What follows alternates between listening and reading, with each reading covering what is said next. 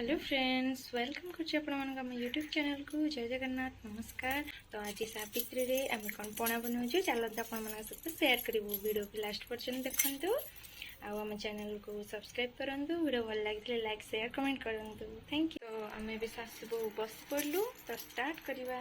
तो आम भी मंदिर रू आसी सारू तो भोग पाई नपा आउे भोग को आम सब एगुड़ाक पीस पीस कर सब काटी नहीं तो ये आमर 7-8 प्रकार फल रही। तो आम राति भिजे रखी छड़िया मुग तो ये आम बाहर कर नौपर आम या मिक्स करके चीनी देकी आम पाग करवा।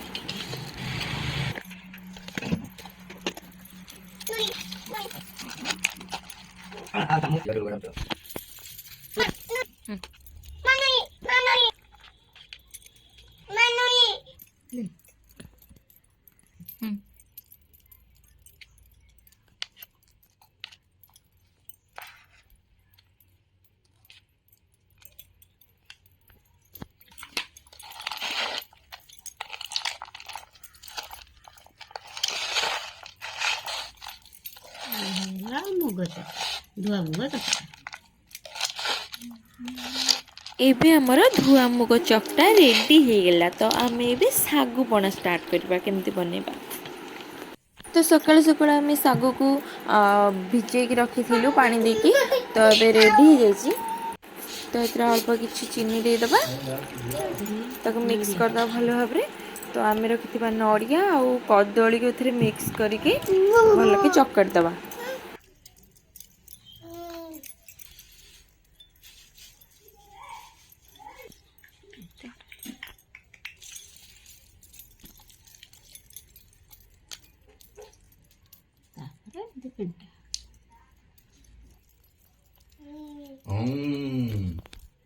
तो आमर भी सागु पणा प्रस्तुत हो गला और ता सहित धुआ मुग चकटा भी रेडी। चलते खाइबा। कागज कागज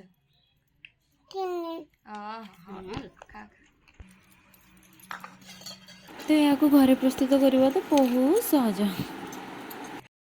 जय जगन्नाथ नमस्कार।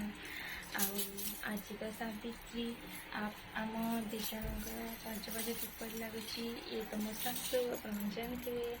तो कमेंट रे कहे आम दिज मैचिंग किपर लगुच आप।